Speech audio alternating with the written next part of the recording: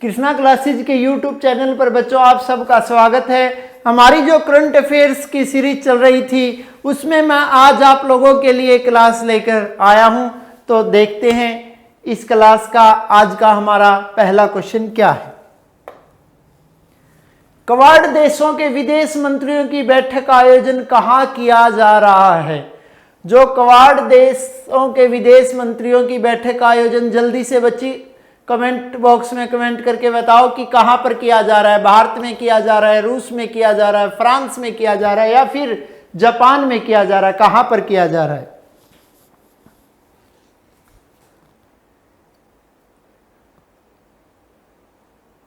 तो बच्चों ये कहां पे किया जा रहा है, जापान में। तो सबसे पहली बात तो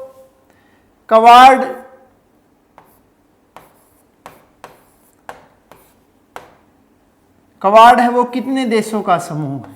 कितने देशों का समूह है बच्चों, 4 देशों का समूह है। और ये 4 देश कौन से शामिल है क्वाड में। तो देखिए सबसे पहले बात करते हैं अमेरिका। विश्व की सबसे बड़ी अर्थव्यवस्था कौन सी है, अमेरिका। दूसरा इसमें शामिल है जापान। और विश्व की तीसरी सबसे बड़ी अर्थव्यवस्था कौन सी है, जापान। तीसरा देश हमारा भारत। और आप सबको पता है विश्व की 5वीं सबसे बड़ी अर्थव्यवस्था कौन सा देश है, भारत। इसके अलावा एक और विकसित देश है जिसका नाम है ऑस्ट्रेलिया। ये सभी लोग शामिल हैं और ये सभी किसमें शामिल है, क्वाड में। यानी क्वाड में कुल कितने देश शामिल है, 4 देश शामिल है। वो 4 देश कौन से, अमेरिका, जापान, भारत और ऑस्ट्रेलिया। इन चारों देशों के जो विदेश मंत्रियों की, चारों देशों के जो विदेश मंत्रियों की एक क्या होने जा रही है, बैठक होने जा रही है। और चारों देशों के ये विदेश मंत्री इकट्ठे होने वाले हैं। कहां पर इकट्ठे होने वाले हैं, जापान। और जापान में भी कहां, टोक्यो में। आप सबको पता है जापान की राजधानी क्या है, टोक्यो। यानी जापान की राजधानी टोक्यो में क्वाड देशों के विदेश मंत्री इकट्ठे हो रहे हैं। तो यानी कि इस बैठक में भारत की तरफ से जो भाग ले रहे हैं, भारत के विदेश मंत्री। और भारत के विदेश मंत्री कौन हैं, जयशंकर। भारत के विदेश मंत्री कौन है, जयशंकर। यह इन क्वाड देशों की बैठक का कौन सा संस्करण है बच्चों, दूसरा संस्करण है। कौन सा संस्करण है, दूसरा संस्करण है। अगर बात करना चाहूं मैं इसके पहले संस्करण की, तो जो इनका पहला संस्करण हुआ था वह पहला संस्करण कब हुआ था, वह पहला संस्करण हुआ था 2019 में। यानी क्वाड देशों की बैठक का जो दूसरा संस्करण हो रहा है वर्तमान में, यानी 2020 में। और इन जो क्वाड देशों की बैठक है उस पर बड़ी तीखी नजर है, कौन से देश की, चीन की। क्वाड देशों की बैठक पर बड़ी तीखी नजर है, कौन से देश की, चीन की। क्योंकि इसमें विश्व की जो टॉप 10 अर्थव्यवस्थाएं हैं वो देश शामिल है। वो देश कौन से, जैसे अमेरिका, जापान और भारत शामिल है। क्लियर है। तो आपको मैं स्क्रीन पर ये जापान का लोगो भी दिखा देता हूं। ये है जापान। यानी 2 परमाणु हमले झेलने वाला विश्व का एकमात्र देश कौन सा, जापान। आप सबको पता है इन्होंने 2 परमाणु हमले झेले थे। कब झेले थे बच्चों, 1945 में। कब झेले थे, 1945 में, यानी द्वितीय विश्व युद्ध के दौरान। लिटिल बॉय और फैट मैन। एक बम से तो इतना नुकसान हुआ था कि एक ही झटके में 1,40,000 लोग मर गए थे। तो बात करते हैं अगले क्वेश्चन। अगला क्वेश्चन, राष्ट्रीय स्टार्टअप पुरस्कार 2020 की शुरुआत किसने की। जो राष्ट्रीय स्टार्टअप पुरस्कार 2020 की बच्चों शुरुआत किसने की, जल्दी से कमेंट करके कमेंट बॉक्स में इसका मुझे आंसर दो। भाई नीति आयोग ने की, या CII ने की, या DPIIT ने की, या नाबार्ड ने की, किसने की बच्चों, जल्दी से कमेंट करके इसका आंसर बताओ मुझे। तो यह है शुरुआत किसके द्वारा की गई है बच्चों, DPIIT के द्वारा की गई। इसकी फुल फॉर्म में आपको बताना चाहूं तो इसकी फुल फॉर्म है उद्योग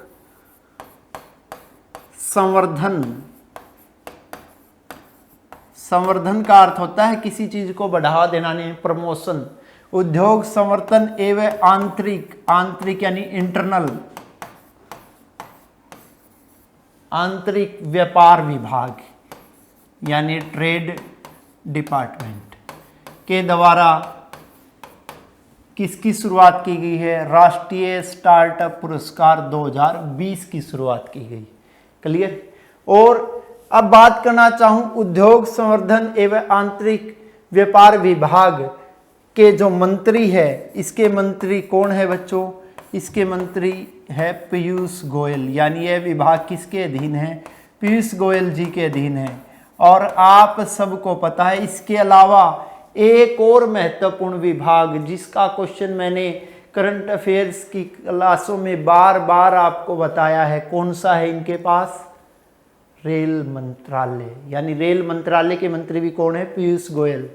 तो उद्योग संवर्धन एवं आंतरिक व्यापार विभाग के द्वारा जो इन पुरस्कारों की शुरुआत की गई, कुल कितने क्षेत्रों में की गई है? 12 क्षेत्रों में। कितने क्षेत्रों में की गई है बच्चों? 12 क्षेत्रों में की गई है। तो मैं आज इन 12 में से मात्र 4 क्षेत्र आपको बताने जा रहा हूं। ये 4 क्षेत्र मोस्ट इंपोर्टेंट है, आप लोगों को अपनी कॉपी पर नोट करने हैं, क्योंकि आने वाले एग्जाम्स में इनमें से क्वेश्चन आने की 100% उम्मीद है। इसलिए आपको साफ साफ अपने कॉपी पर नोट करने। सबसे पहले जो पहला पुरस्कार मिला वो कृषि उत्पादकता के लिए। किसके लिए मिला बच्चों? कृषि उत्पादकता के लिए। और कृषि उत्पादकता के लिए जो फर्स्ट प्राइज मिला है वो किसे मिला है? नव डिजाइन और इनोवेशन प्राइवेट लिमिटेड को। किसको मिला है बच्चों? नव डिजाइन और इनोवेशन प्राइवेट लिमिटेड। नव डिजाइन और इनोवेशन प्राइवेट लिमिटेड को जो फर्स्ट प्राइज मिला है, किसके लिए मिला है? कृषि उत्पादकता के लिए। अब बात करना चाहूं मैं इसमें जो दूसरा प्राइज मिला है बच्चों, यानी सेकंड प्राइज, वो सेकंड प्राइज कौन से क्षेत्र में मिला है? फसल कटाई के बाद।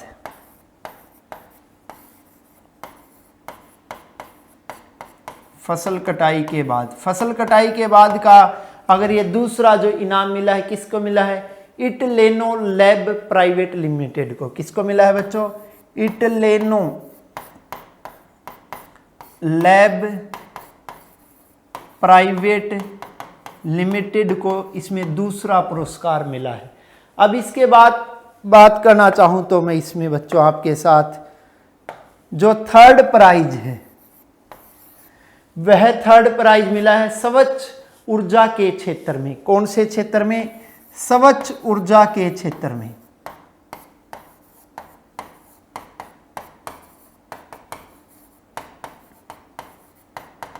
और जो स्वच्छ ऊर्जा के क्षेत्र में जो तीसरा पुरस्कार मिला है, ये मिला है एलोए ई सेल प्राइवेट लिमिटेड को। किसको मिला है? एलोए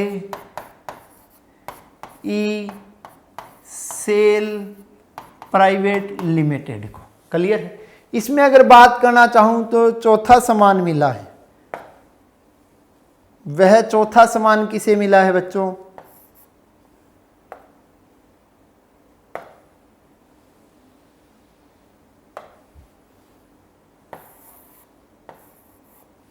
जो चौथा सम्मान मिला है वो मिला है उपग्रह टेक्नोलॉजी के लिए। किसके लिए मिला है?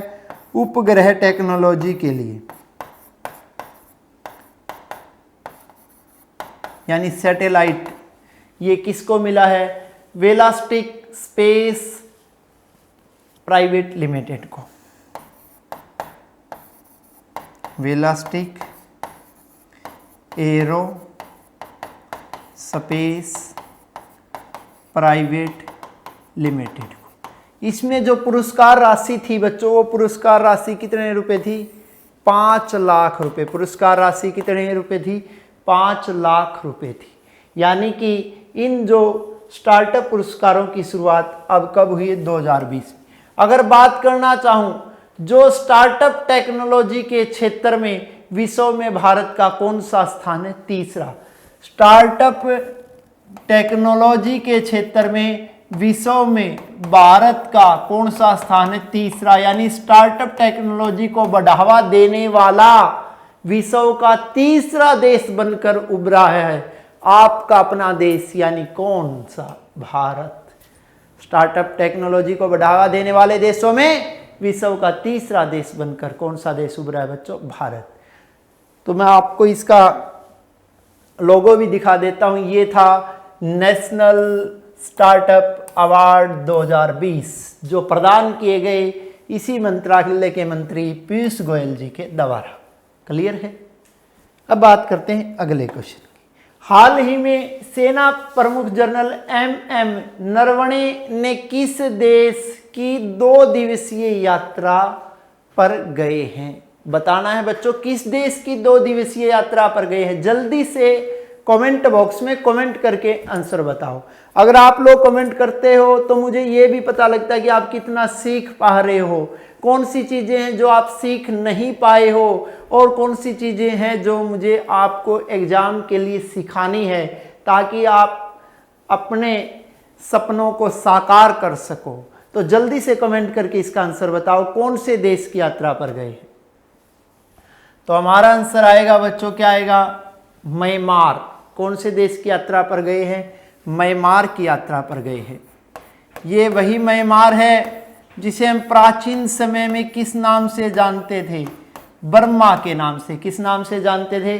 बर्मा के नाम से जानते थे। इस म्यांमार की अगर बात करना चाहूँ मैं राजधानी की, जो म्यांमार की राजधानी है वो है नेपिदा। क्या है म्यांमार की राजधानी? नेपिदा म्यांमार की राजधानी है। और म्यांमार की राजधानी नेपिदा में भारत अपना क्या खोलने जा रहा है बच्चों? संपर्क कार्यालय खोलने जा रहा है। कौन सा कार्यालय खोलने जा रहा है? संपर्क कार्यालय खोलने जा रहा है। और भारत अपना संपर्क कार्यालय कौन सी राजधानी में खोलने जा रहा है? म्यांमार की राजधानी नेपिदा में खोलने जा रहा है। क्लियर है? क्योंकि एम नरवणे जी इसी काम के लिए कहाँ पे गए हैं? म्यांमार गए हैं और वहां पर जाकर वो मिले हैं म्यांमार की एक स्टेट काउंसलर से। म्यांमार की एक किससे मिले हैं बच्चों? स्टेट काउंसलर से मिले हैं। और उन स्टेट काउंसलर से जिनसे वो मिले हैं उनका क्या नाम है? उनका नाम है आंग सान सू की। क्या नाम है? आंग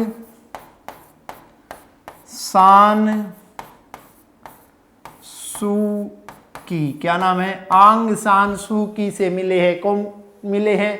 एम नरवणे जी मिले हैं। क्लियर है?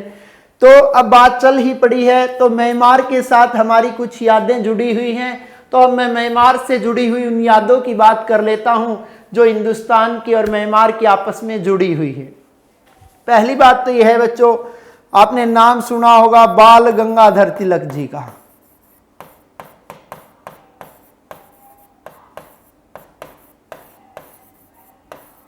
बाल गंगाधर तिलक जो गरम दल के नेता थे, जिन्होंने एक नारा भी दिया था, स्वराज मेरा जन्मसिद्ध अधिकार है और मैं इसे लेकर रहूंगा। यह नारा किसके द्वारा दिया गया था? बाल गंगाधर तिलक के द्वारा दिया गया था। क्लियर है बच्चों? अब बात करता हूं इसमें बाल गंगाधर तिलक जी को 1908 में, कब बच्चों? 1908 में कहां की जेल में रखा गया था? म्यांमार की जेल में रखा गया था। और म्यांमार की भी कौन सी जेल में कैद किया गया था? मांडले जेल में। म्यांमार की कौन सी जेल में कैद किया गया था? मांडले जेल में। और 1908 में बाल गंगाधर तिलक जी को कितने वर्ष की सजा हुई थी? 6 वर्ष की सजा हुई थी। कितने वर्ष की सजा हुई थी बच्चों? 6 वर्ष की सजा हुई थी। अब म्यांमार और भारत सरकार के बीच समझौता हुआ है कि अब बाल गंगाधर तिलक जी की मूर्ति स्थापित की जाएगी। और बाल गंगाधर तिलक जी की मूर्ति कौन सी जेल में स्थापित की जाएगी? मांडले जेल में स्थापित की जाएगी। और वो मूर्ति बाल गंगाधर तिलक जी की कौन सी पुण्यतिथि पर स्थापित की जाएगी? 100वीं पुण्यतिथि पर स्थापित की जाएगी। कौन सी पुण्यतिथि पर स्थापित की जाएगी? 100वीं पुण्यतिथि पर स्थापित की जाएगी। और कौन सी जेल में? मांडले जेल में। ये वही जेल है जहां पर बाल गंगाधर तिलक जी ने सजा काटी थी। और कितने वर्ष की सजा काटी थी? 6 वर्ष की सजा काटी थी। इसके अलावा अगर और बात करना चाहूं तो भारत और म्यांमार का एक विवाद भी है बच्चों। भारत और म्यांमार का एक विवाद है। कौन से मुसलमान? रोहिंग्या मुसलमान। ये रोहिंग्या मुसलमान जिनका संबंध म्यांमार से है। और म्यांमार के कौन से प्रांत के निवासी है? रखाइन प्रांत के। ये रखाइल प्रांत के निवासी है म्यांमार के। ये वही रोहिंग्या मुसलमान हैं जो म्यांमार से कहां पर गए? म्यांमार से गई है बांग्लादेश। और बांग्लादेश से कहां पे आए? भारत में आए। इन्हीं रोहिंग्या मुसलमानों को अब अपने यहां निमंत्रण दे रहा है। कौन सा देश निमंत्रण दे रहा है? चीन अपने यहां निमंत्रण दे रहा है इन रोहिंग्या मुसलमानों को। चीन उन्हें कह रहा है कि तुम्हें चीन में आने के लिए किसी भी प्रकार के वीजा की जरूरत नहीं है। यानी चीन में आओ, चीन में तुम्हारा स्वागत है। चीन में अगर तुम आते हो तो तुम्हें किसी भी प्रकार के वीजा या कानूनी कार्रवाई को पूरा नहीं करना है। क्लियर है बच्चों? अब इसके अलावा अगर और बात करना चाहूं तो म्यांमार हमारा पड़ोसी देश भी है। और म्यांमार के साथ जो हमारी सीमा लगती है वो म्यांमार के साथ हमारी सीमा कितनी लगती है बच्चों? ये लगती है हमारी 1452 किलोमीटर लगभग। म्यांमार के साथ हमारी कितनी सीमा लगती है? 1452 किलोमीटर के लगभग सीमा लगती है। म्यांमार से हिंदुस्तान के कितने राज्यों की सीमा लगती है? राज्यों की बात करूं तो इसमें एक नाम आता है अरुणाचल प्रदेश, दूसरा नाम आता है नागालैंड, तीसरा नाम आता है मिजोरम। अरुणाचल प्रदेश, नागालैंड, मिजोरम और चौथा नाम इस कड़ी में जुड़ जाता है बच्चों। किसका नाम जुड़ जाता है? मणिपुर का। किसका नाम जुड़ जाता है? मणिपुर का। तो मैं अब आपको एक इमेज स्क्रीन पर दिखाना चाहूंगा और इस इमेज के जरिए मैं कुछ आपको समझाना चाहूंगा। जो हिंदुस्तान ने का ये राज्य है बंगाल, जिसकी राजधानी कलकत्ता। कलकत्ता से लेकर एक सितवे है ये बंदरगाह। और ये सितवे बंदरगाह कौन से देश की? म्यांमार की। यानी हमें जो मिजोरम यहां पे पड़ता है, मिजोरम यहां पे पड़ता है। और मिजोरम में अगर पहले जाना पड़ता था तो यूं घूम के जाना पड़ता था। यानी मिजोरम की दूरी अगर यूं घूम के जाते थे तो कितने किलोमीटर पड़ती थी बच्चों? 1800 किलोमीटर पड़ती थी। कितने किलोमीटर पड़ती थी? 1800 किलोमीटर पड़ती थी। अब हिंदुस्तान की सरकार ने म्यांमार के साथ समझौता किया है। अब हम कलकत्ता से सीधे जाएंगे म्यांमार की कौन सी बंदरगाह पर? सितवे बंदरगाह पर। और सितवे बंदरगाह से पेटेलेवा होते हुए सीधे पहुंच जाएंगे कहां पर? आइजोल में पहुंच जाएंगे। तो इस प्रकार ये दूरी हमारी अब घटकर मात्र कितने किलोमीटर हो गई है? 930 किलोमीटर हो गई है। कितनी हो गई है बच्चों? 930 किलोमीटर हो गई है। यानी कहां 1800 किलोमीटर की दूरी और कहां अब 930 किलोमीटर की दूरी। यानी अब बड़ी आसानी से हम पहुंच जाएंगे। और बड़ी आसानी से कहां पर पहुंच जाएंगे बच्चों? मिजोरम में पहुंच जाएंगे। कहां पर पहुंच जाएंगे? मिजोरम में पहुंच जाएंगे।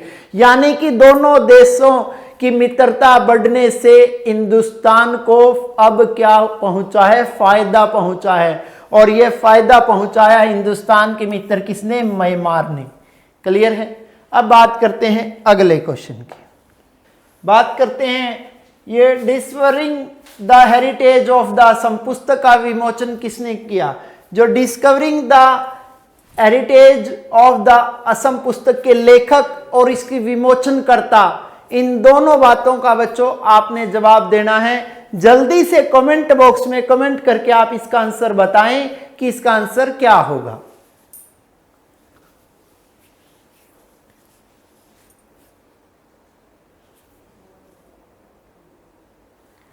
तो इस पुस्तक का विमोचन किसने किया बच्चों? जितेंद्र सिंह ने किया। पुस्तक का विमोचन किसने किया?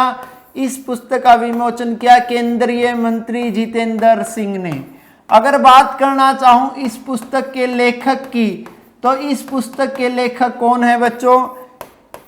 इस पुस्तक के लेखक है पद्मपाणि बोहरा। कौन है बच्चों? पद्मपाणि बोहरा जी इस पुस्तक के लेखक है। कौन सी पुस्तक के लेखक है बच्चों? Discovering the heritage of the Assam.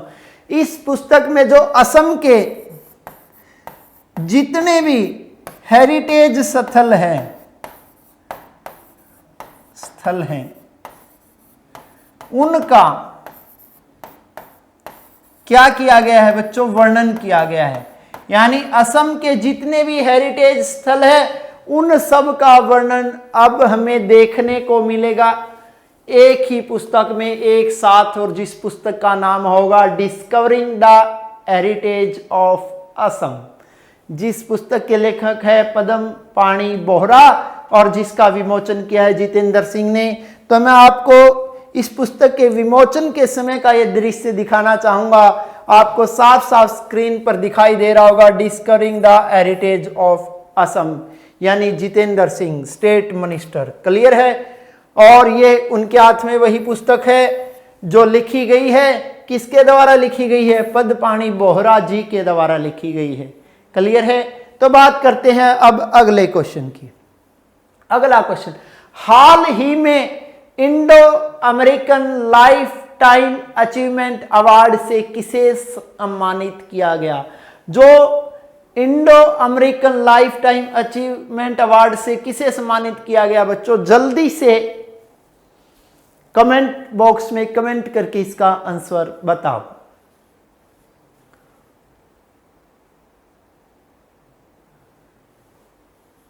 किसे किया गया बच्चों? हिंदुस्तान के अनमोल रतन टाटा को।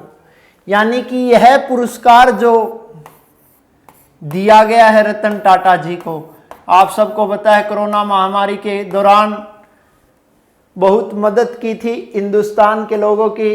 हिंदुस्तान के उद्योगपति रतन टाटा जी ने, ये टाटा समूह के मुखिया है रतन टाटा जी, इन्हें यह जो पुरस्कार है ये दिया गया है IACC के द्वारा, इन्हें Indo American chamber of commerce के द्वारा। यानी किसके द्वारा दिया गया बच्चों? इंडो अमेरिकन चैम्बर ऑफ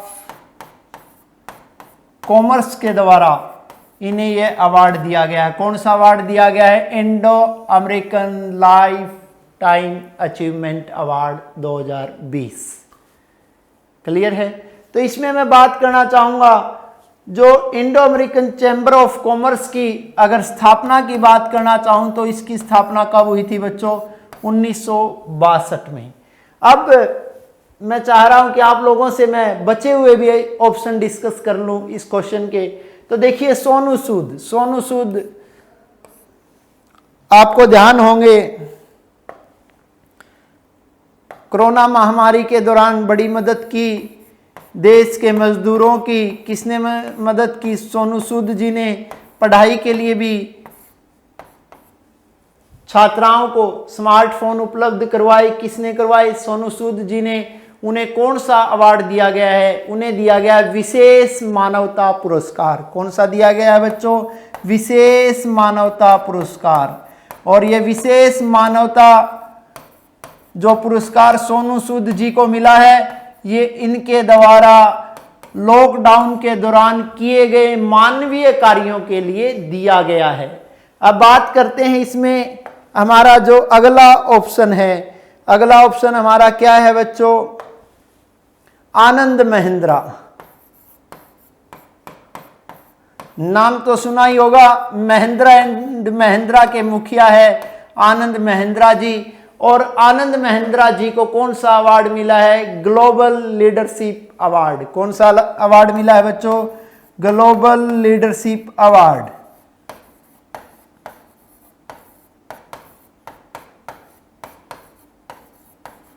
और global leadership award Anand Mahindra जी के साथ एक और व्यक्ति को दिया गया है। वो व्यक्ति कौन है? वो व्यक्ति है शांतनु नारायण। किन्हें दिया गया है बच्चों? शांतनु नारायण जी को भी दिया गया है। वो एडहोक के मालिक है। किसके मालिक है? एडहोक के मालिक है। अब इसमें हमारा जो तीसरा ऑप्शन है, मशहूर पत्रकार रवीश कुमार जी की बात करते हैं, जिन्हें 2019 में कौन सा अवार्ड मिला था भाई? Raman Magsaysay award. कौन सा अवार्ड मिला था? Raman Magsaysay award. ये वही रमन मैग्सेसे अवार्ड है जिसे एशिया का नोबल कहा जाता है। ध्यान से सुनना है बच्चों, एशिया का नोबल कौन से अवार्ड को कहा जाता है? रमन मैग्सेसे अवार्ड को कहा जाता है। और 2019 का रमन मैग्सेसे अवार्ड मशहूर पत्रकार किसे दिया गया? रवीश कुमार को दिया गया।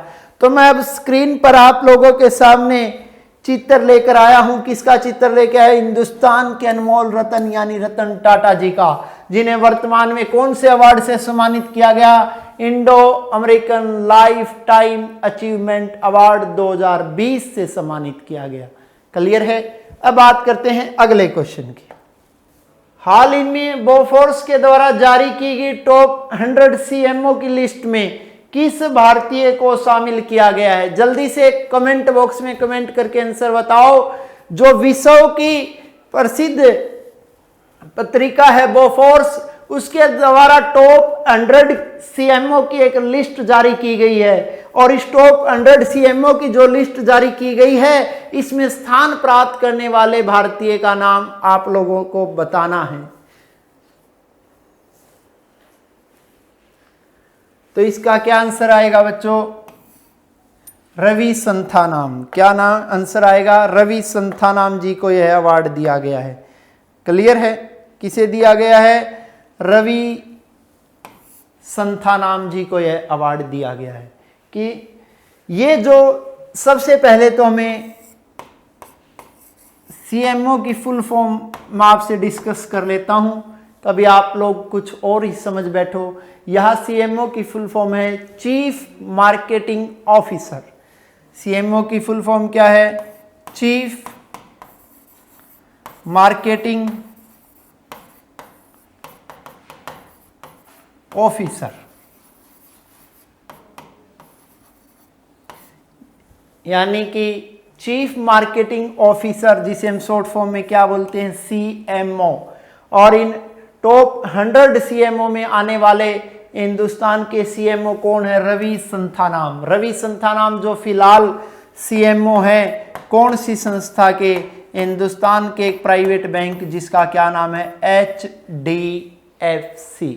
यानी HDFC के सीएमओ है। HDFC के सीएमओ कौन है? रवि संथानाम। और रवि संथानाम जी के अगर मैं रैंक की बात करना चाहूं तो उन्हें इस सूची में कौन सा रैंक मिला है? उन्हें इस सूची में कौन सा रैंक मिला है? 39, यानी 39वां स्थान प्राप्त करने में सफल रहे हैं। कौन रहे हैं? रवि संथानाम। अगर बात कर लेता हूं इस लिस्ट में जो फर्स्ट रैंक मिला है, फर्स्ट रैंक लेने वाले जो सीएमओ है, वो फर्स्ट रैंक लेने वाले सीएमओ कौन सी संस्था से जुड़े हुए हैं? एप्पल से जुड़े हुए हैं। स्मार्टफोन बनाने वाली कंपनी है एप्पल, आप सबको पता है बच्चों। और उसके वो सीएमओ कौन है? उसके वो सीएमओ है वीपी फिल स्किनर। कौन है बच्चों?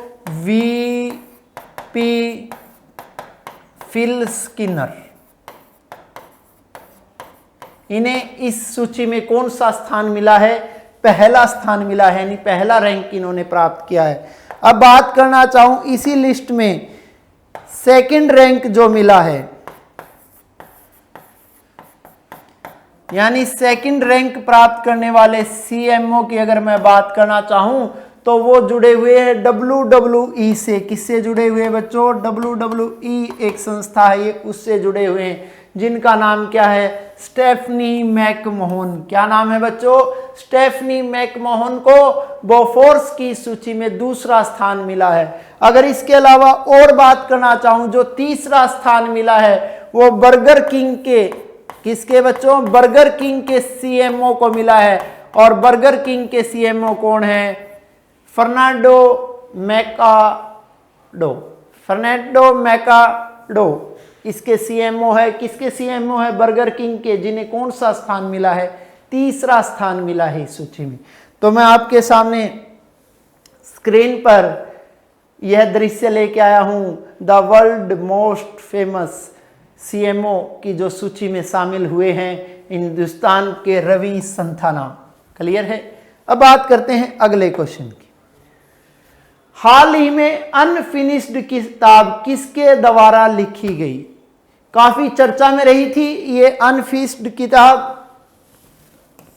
और अनफिनिश्ड किताब की लेखिका या लेखक का आप लोगों को नाम बताना है कि इसके लेखक कौन है या लेखिका कौन है। यह किसकी रचना है बच्चों? प्रियंका चोपड़ा की रचना है। प्रियंका चोपड़ा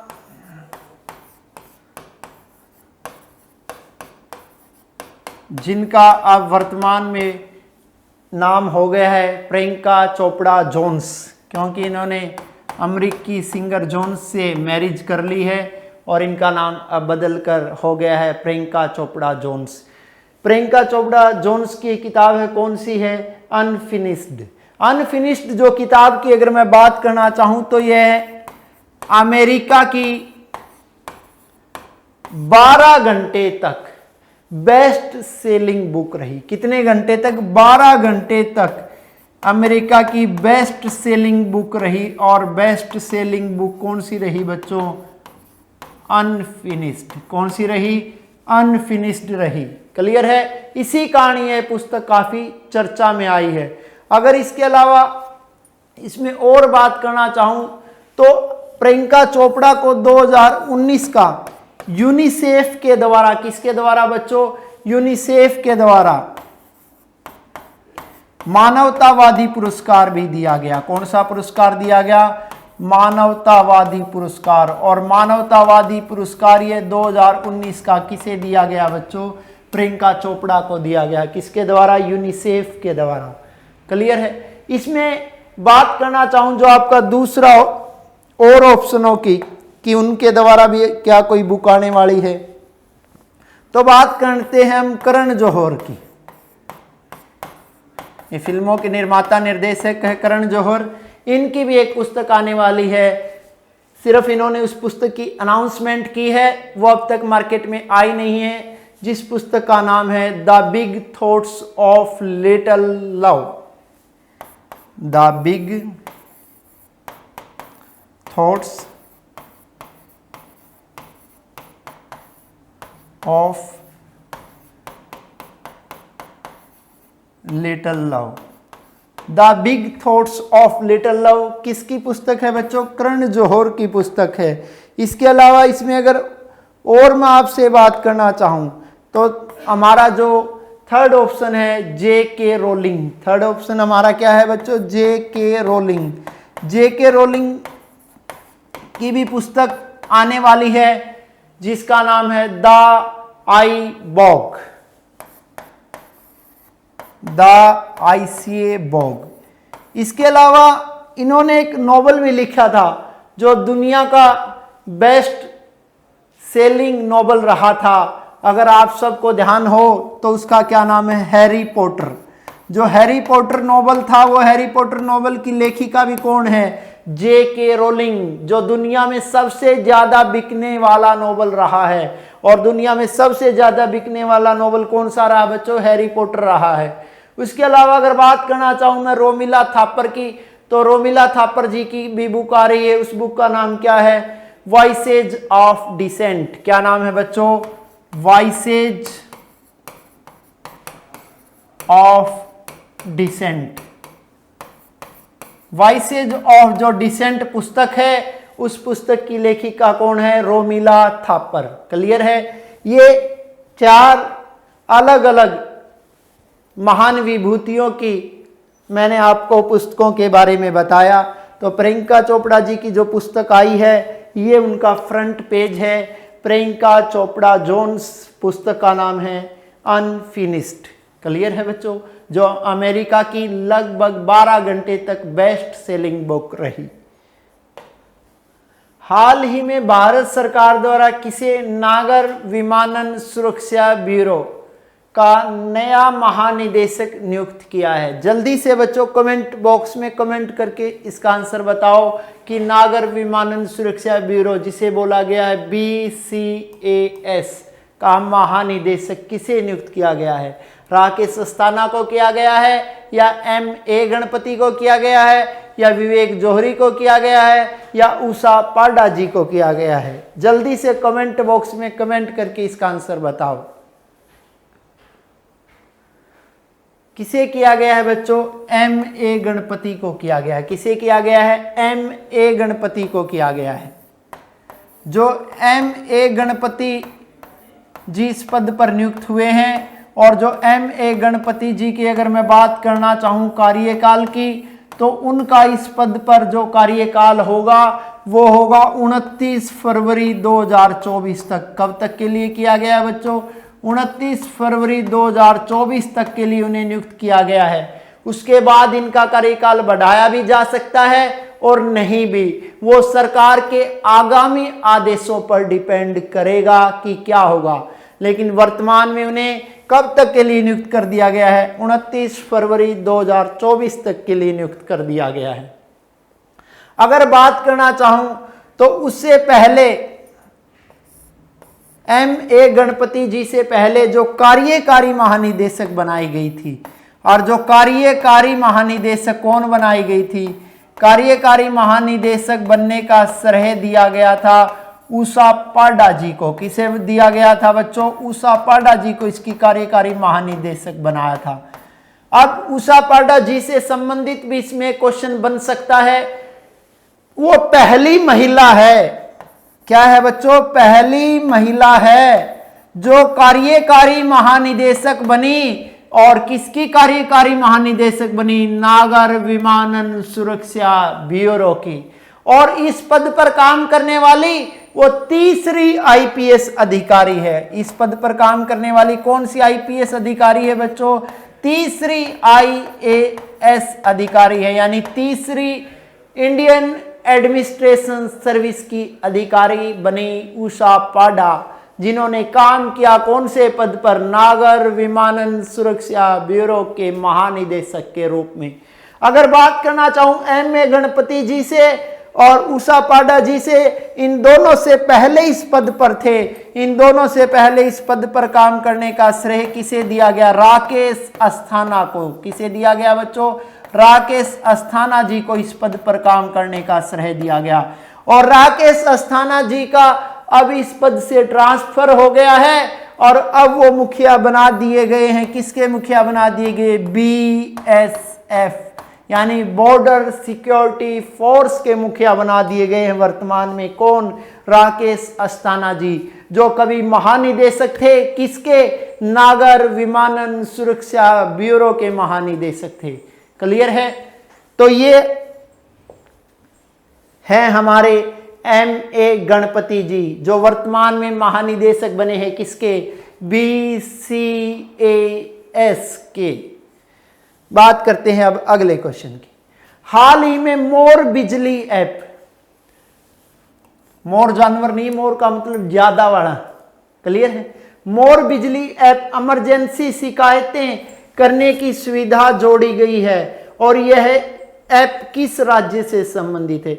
यानी जो मोर बिजली ऐप है वो वर्तमान में कौन से राज्य के द्वारा लॉन्च किया गया है बच्चों? बिहार के द्वारा, उत्तर प्रदेश के द्वारा, छत्तीसगढ़ के द्वारा, या फिर झारखंड के द्वारा? जल्दी से कमेंट बॉक्स में कमेंट करके इसका आंसर बताओ कि इसमें आपका आंसर क्या होगा, किसके द्वारा किया गया है? तो यह किया गया है बच्चों किसके द्वारा? छत्तीसगढ़ के द्वारा। और किसी भी अगर पब्लिक प्लेस पर,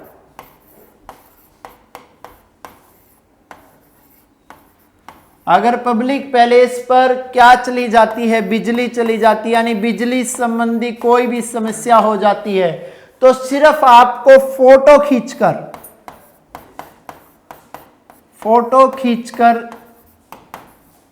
उस फोटो को ऐप पर डालना है। कौन सी ऐप पर डालना है? मोर बिजली ऐप पर। और मोर बिजली ऐप पर जैसे ही वो फोटो डलेगा तो तुरंत जो बिजली विभाग है वो एक्शन में आएगा। तुरंत कौन सा विभाग एक्शन में आएगा? बिजली विभाग एक्शन में आएगा और बिजली विभाग एक्शन में आते ही तुरंत आपकी समस्या का क्या होगा, समाधान होगा। और यह व्यवस्था की गई है कौन से राज्य के द्वारा, छत्तीसगढ़ राज्य के द्वारा। यह वही राज्य है जिसके वर्तमान में अगर मैं बात करना चाहूं मुख्यमंत्री की, वर्तमान में कौन है इसके मुख्यमंत्री, वर्तमान में इसके मुख्यमंत्री है बच्चों भूपेश बघेल। कौन है इसके मुख्यमंत्री, भूपेश बघेल इसके मुख्यमंत्री है। अगर बात करना चाहूं अब मैं छत्तीसगढ़ के राज्यपाल की, जो छत्तीसगढ़ के राज्यपाल है, छत्तीसगढ़ के राज्यपाल है अनुसुईया। कौन है छत्तीसगढ़ के राज्यपाल, अनुसुईया जी छत्तीसगढ़ के राज्यपाल है। क्लियर है। इसके अलावा अगर छत्तीसगढ़ की और बात करना चाहूं तो छत्तीसगढ़ में ही कुछ और योजनाएं चलाई गई है, जैसे नया रायपुर का नाम बदलकर, बच्चों मैंने आपको एक क्लास करवाई थी जिसमें जितने भी शहर, स्थल, रेलवे स्टेशन, सुरंग सबके नाम बदले गए थे। आप सबको पता है नया रायपुर का नाम बदलकर वर्तमान में क्या कर दिया गया, अटल नगर कर दिया गया। क्या कर दिया गया है, अटल नगर कर दिया गया है। इसके अलावा पढ़ई तुहार पार, यानी जो पढ़ाई तुम्हारे दवार, वो योजना भी कहाँ पे शुरू की गई, छत्तीसगढ़ में। इसके अलावा सी घाट है जो एप्लीकेशन, उसका संबंध भी किससे है, छत्तीसगढ़ से। इसके अलावा जो रक्षा सर्व ऐप है, क्योंकि क्वारंटाइन के दौरान एक महिला और एक पुरुष में प्रेम हो गया था और प्रेम होने के कारण वो दोनों भाग गए थे, इसलिए क्वारंटाइन में अब निगरानी करने के लिए एक ऐप लॉन्च की गई है, रक्षा सर्व ऐप। और उस ऐप का संबंध भी कौन से राज्य से है, छत्तीसगढ़ से है। क्लियर है बच्चों। ये है मोर बिजली, हमारा संकल्प उत्कृष्ट उपभोक्ता सेवा।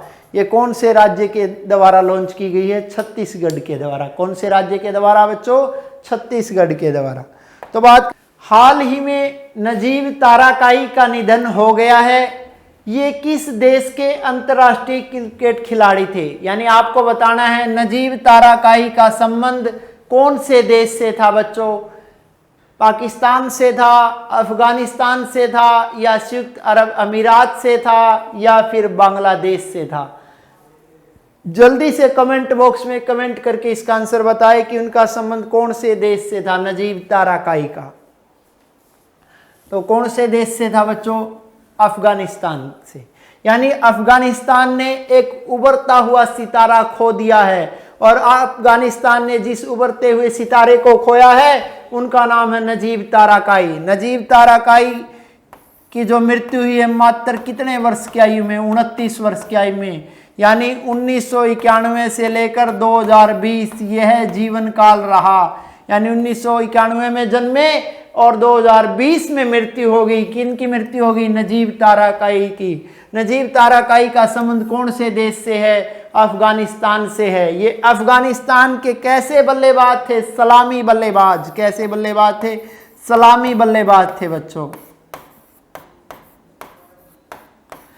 ये एक किराने की दुकान से निकलकर सड़क क्रॉस कर रहे थे, तभी एक कार के साथ इनका एक्सीडेंट हो गया, और जब इन्हें अस्पताल में लेके जाया गया तो इसी दौरान अस्पताल में इनकी डेथ हो गई। किनकी डेथ हो गई, नजीब ताराकाई जी की डेथ हो गई।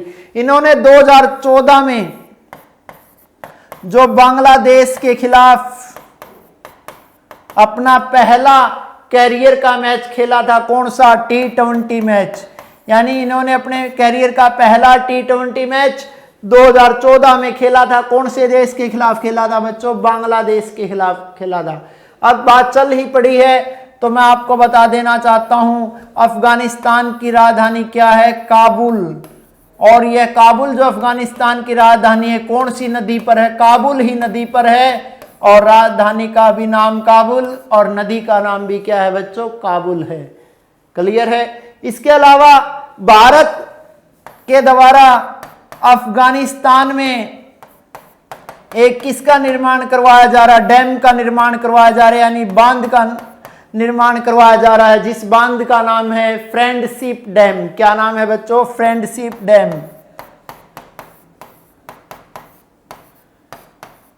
फ्रेंडशिप डैम का ही एक और नाम है, और वो नाम क्या है, सलमा बांध। क्या नाम है बच्चों, सलमा बांध बोल दो या फ्रेंडशिप डैम बोल दो, ये हिंदुस्तान के सहयोग से इसका निर्माण करवाया जा रहा है। कौन से देश में करवाया जा रहा है? अफगानिस्तान में। क्लियर है।